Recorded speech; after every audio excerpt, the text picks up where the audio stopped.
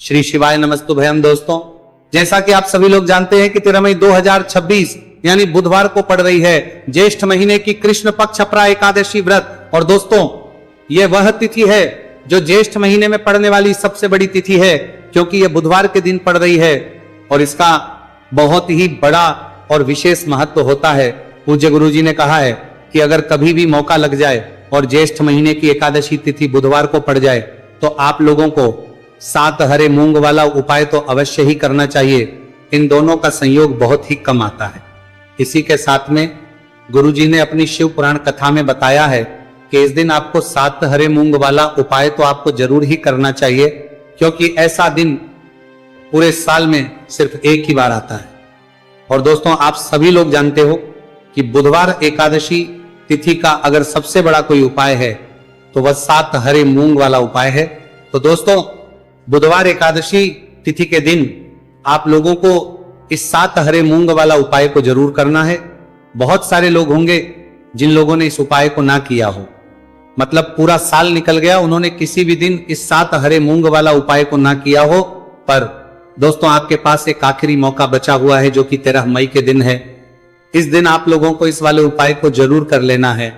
भले ही आपने पूरे महीने भर इस उपाय को ना किया हो, पर अगर आपने इस ज्येष्ठ महीने के बुधवार एकादशी तिथि के दिन अगर इस वाले उपाय को कर लिया तो आपको इस उपाय को करने का वह फल मिलेगा जिसकी आपने कभी कल्पना भी नहीं करी होगी। आप लोग इस वाले उपाय को एक बार जरूर कर लेना है ताकि आप लोगों के हाथ से यह मौका ना जा सके और आपको इस उपाय को करने का फल मिल सके। दोस्तों, यह उपाय पंडित जी ने अपनी अभी की ही श्री शिव महापुराण की कथा में बताया है जी। इस उपाय को आज हम आपको बहुत अच्छे से समझाने वाले हैं। इस वीडियो को देखने के बाद इस उपाय को समझने के लिए आपको कोई और वीडियो को देखने की जरूरत नहीं पड़ेगी। तो चलिए दोस्तों, उपाय को शुरू करते हैं। यह इस ज्येष्ठ महीने के बुधवार एकादशी तिथि के दिन यह इतना खास होता है, इतना महत्वपूर्ण होता है। देखा गया है कभी कभी बड़े बड़े पूजा पाठ अनुष्ठान से जो मनोकामना पूर्ण नहीं होते, वह ज्येष्ठ महीने की बुधवार एकादशी तिथि के दिन एक छोटे से उपाय करने से ही आपकी मनोकामना पूर्ण हो जाती है। और बहुत सारे लोगों ने इस उपाय को किया भी है और उनको इस उपाय को करने का फल भी जरूर मिला है। अगर आप लोग इस उपाय को करना चाहते हैं तो आप इस उपाय को पहले अच्छे से समझ लेना, सुन लेना, उसके बाद करना, आपको इस उपाय का फल जरूर मिलेगा। और इस उपाय को कर लेने से आपके घर में चाहे किसी भी प्रकार की दुख और समस्या क्यों ना चल रही हो, आपको उसका कारण भी नहीं पता है कि भाई ये समस्या किस कारण से चल रही है, उसका कुछ भी कारण हो सकता है, जैसे पितृदोष हो सकता है या किसी भी तरह का मंगल दोष भी हो सकता है। तो इस दिन आप लोगों को ये का उपाय कर लेना है। ये एक ऐसा उपाय है जिस उपाय को अगर किसी विशेष दिन पर किया जाए तो भाई उस विशेष दिन का जो है वो तो हमें मिलता ही मिलता है, पर हमने उस दिन पर इस उपाय को किया है तो हमें उससे भी बड़ा फल मिलता है और फल बहुत जल्दी मिलता है, क्योंकि आप इस उपाय को बहुत ही बड़े और विशेष दिन पर कर रहे हो। तो चलिए अब उपाय के बारे में बात करते हैं, लेकिन उससे पहले आप लोगों को यह जानना आवश्यक है आखिर ये उपाय किस समय करना है, किसको करना है और कैसे करना है। तो चलिए हम आगे आपको वीडियो में एक एक करके बता देते हैं। लेकिन उससे पहले अगर आप लोग हमारे चैनल पर पहली बार आए हैं या फिर मेरी आवाज आज पहली बार सुन रहे हैं तो हमारे चैनल को सब्सक्राइब जरूर कर लेना और इस वीडियो को लाइक करके कमेंट बॉक्स में श्री शिवाय नमस्तुभयम ओम नमः शिवाय जरूर टाइप कर देना।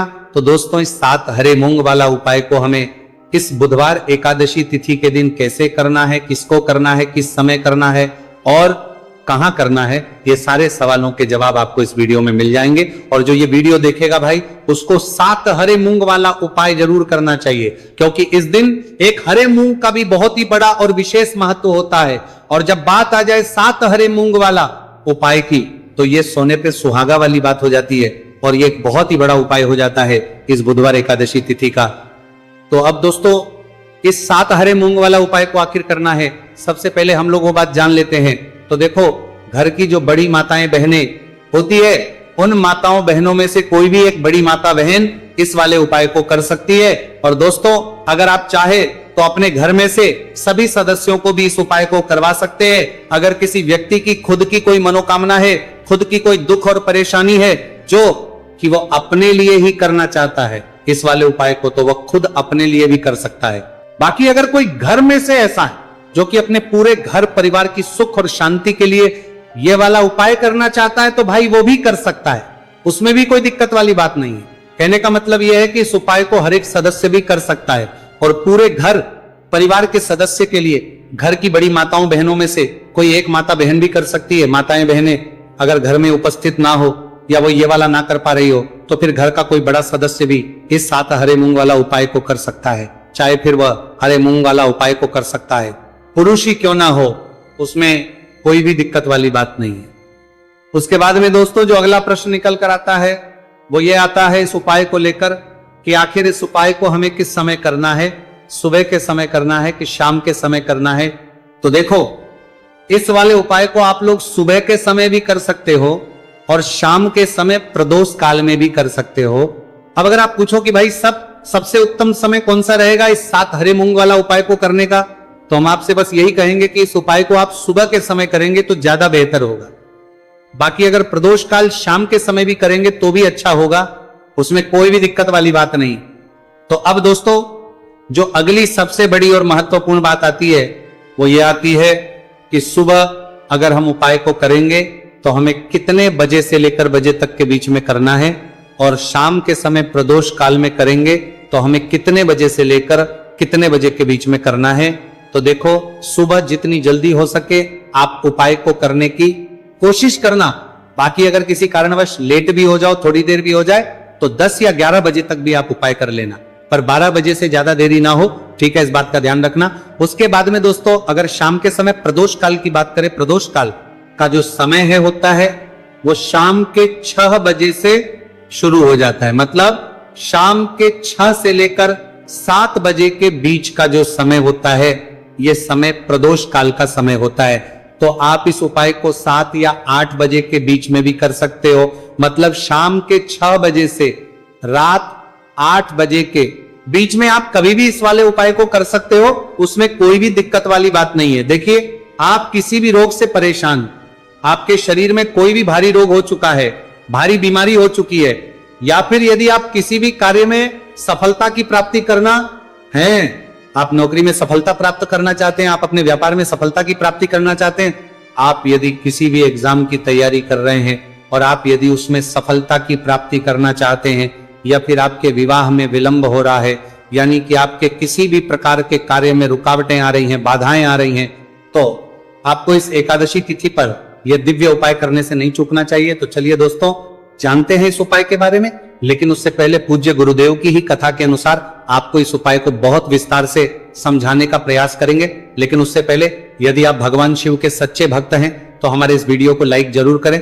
देखिए, पूज्य गुरुदेव के लिए गुरुदेव ने बताया है कि बुधवार का दिन बुद्धि, ज्ञान और विवेक के प्रदायक देव भगवान गणेश को समर्पित होता है, और जो भगवान गणेश है वो भगवान शिव के सबसे प्रिय है। तो बुधवार के दिन किया जाने वाला यह हरे मूंग का उपाय महादेव के साथ साथ भगवान गणेश को भी प्रसन्न करने वाला है। देखिए, इस वीडियो में हम पूज्य गुरुदेव द्वारा बताए गए 2 बहुत ही खास उपायों के बारे में जानने वाले हैं। पहला जो उपाय है, यदि आपको अपने किसी भी प्रकार के कार्य में रुकावटें देखने को मिल रही हैं, आप यदि किसी भी प्रकार के कार्य में सफल नहीं हो पा रहे हैं, या फिर यदि आप अपनी को भ्रमण करना चाहते हैं, अपने ज्ञान और विवेक को बढ़ाना चाहते हैं, तो विशेषकर ऐसे लोगों को यह पहला उपाय करना है। तो देखिए, इस उपाय को करने के लिए सबसे पहले तो आपको मात्र हरे मूंग लेने हैं। देखिए दोस्तों, आप इस उपाय के लिए 5, 7, 21, 51 जितने भी आपके पास हरे मूंग उपलब्ध हो जाते हैं उतने आपको मात्र हरे मूंग लेने हैं।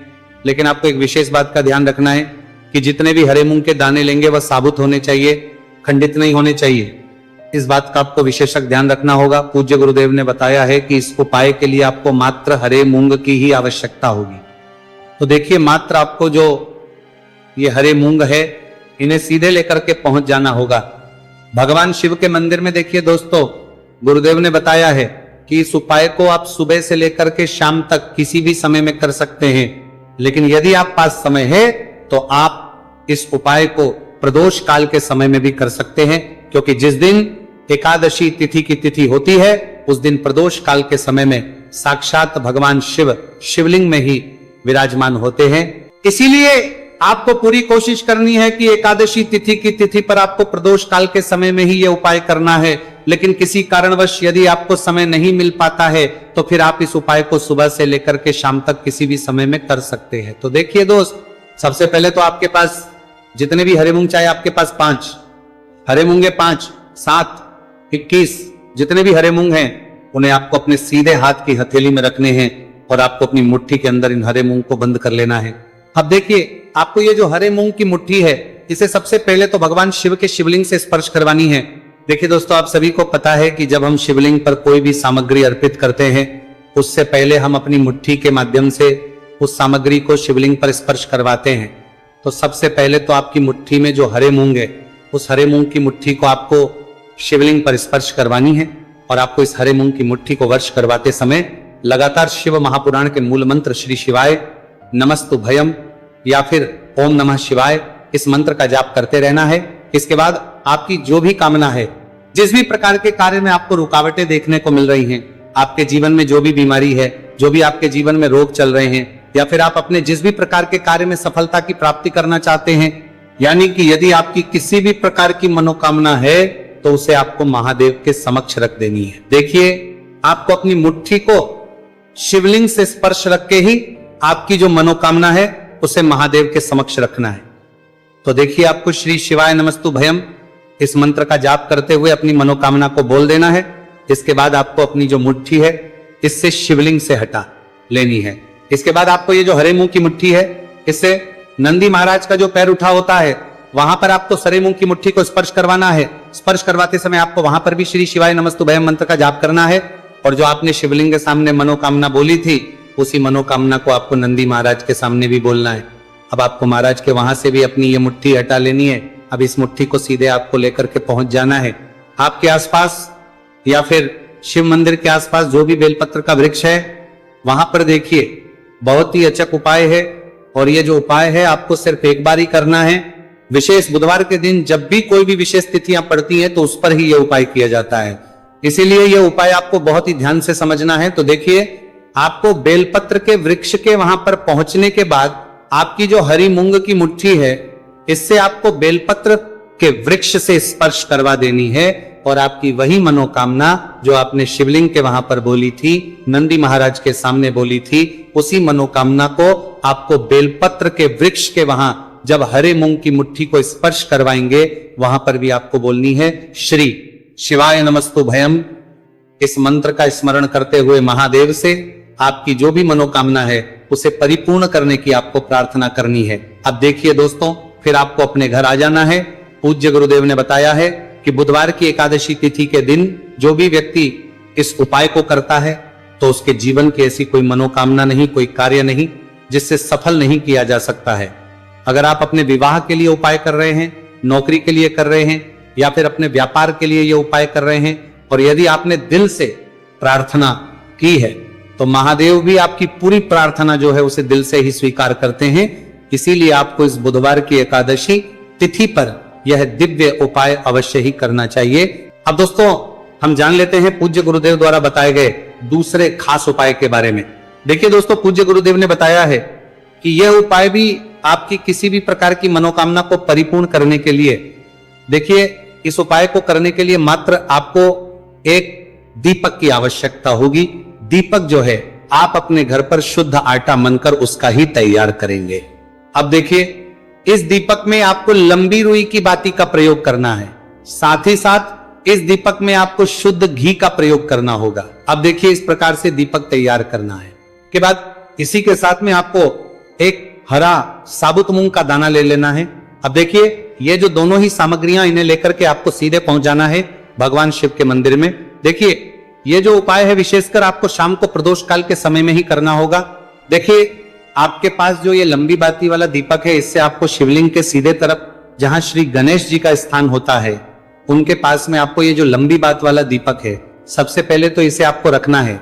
देखिए, शिवलिंग पर गणेश जी का स्थान होता है, उससे थोड़ा सा दूर आपको ये दीपक रखना है और इसे आपको प्रज्वलित करना है।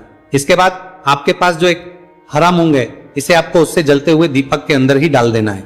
अब देखिए, जिस तरफ आपने दीपक जलाया है, जिस तरफ आपने दीपक प्रज्वलित किया है, यानी कि गणेश जी कि इस तरफ आपने पास में जो दीपक प्रज्वलित किया है उसी तरफ आपको बैठना है और दीपक को प्रज्वलित करते समय को कम से कम 11 बार श्री शिवाय नमस्तु भयम इस मंत्र का जाप भी करना है।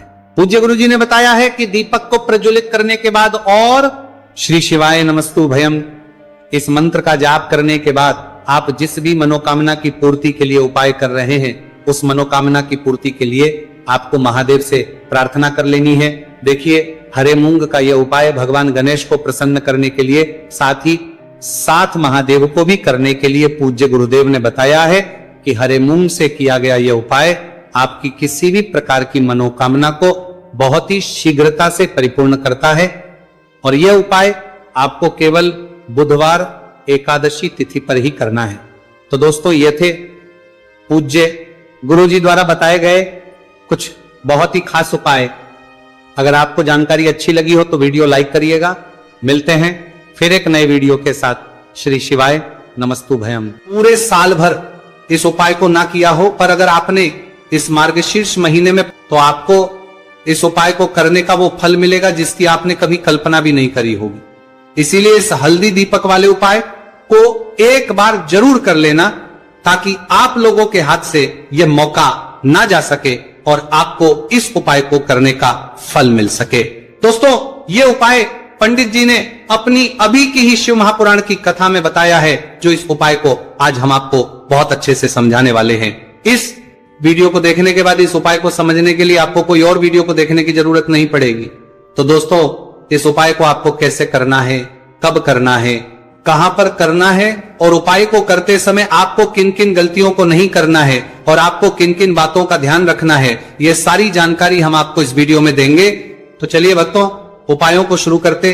अगर आप भी चाहते हैं कि महादेव जी का आशीर्वाद आप पर सदैव बना रहे, तो वीडियो को लाइक करें, चैनल को सब्सक्राइब करें और कमेंट बॉक्स में हर हर महादेव जरूर लिखें। तो दोस्तों, यह थे पूज्य गुरु जी द्वारा बताए गए कुछ बहुत ही खास उपाय। अगर आपको जानकारी अच्छी लगी हो तो वीडियो लाइक करिएगा। मिलते हैं फिर एक नए वीडियो। पूरे साल भर श्री शिवाय इस उपाय को ना किया हो, पर अगर आपने इस मार्गशीर्ष महीने में, तो आपको इस उपाय को करने का वो फल मिलेगा जिसकी आपने कभी कल्पना भी नहीं करी होगी। इसीलिए इस हल्दी दीपक वाले उपाय को एक बार जरूर कर लेना, ताकि आप लोगों के हाथ से यह मौका ना जा सके और आपको इस उपाय को करने का फल मिल सके। दोस्तों, यह उपाय पंडित जी ने अपनी अभी की ही शिव महापुराण की कथा में बताया है, जो इस उपाय को आज हम आपको बहुत अच्छे से समझाने वाले हैं। इस वीडियो को देखने के बाद इस उपाय को समझने के लिए आपको कोई और वीडियो को देखने की जरूरत नहीं पड़ेगी। तो दोस्तों, इस उपाय को आपको कैसे करना है, कब करना है, कहां पर करना है और उपाय को करते समय आपको किन किन गलतियों को नहीं करना है और आपको किन किन बातों का ध्यान रखना है, यह सारी जानकारी हम आपको इस वीडियो में देंगे। तो चलिए भक्तों, उपायों को शुरू करते। अगर आप भी चाहते हैं कि महादेव जी का आशीर्वाद आप पर सदैव बना रहे, तो वीडियो को लाइक करें, चैनल को सब्सक्राइब करें और कमेंट बॉक्स में हर हर महादेव जरूर लिखें। तो दोस्तों, यह थे पूज्य गुरु जी द्वारा बताए गए कुछ बहुत ही खास उपाय। अगर आपको जानकारी अच्छी लगी हो तो वीडियो लाइक करिएगा। मिलते हैं फिर एक नए वीडियो के साथ। श्री शिवाय।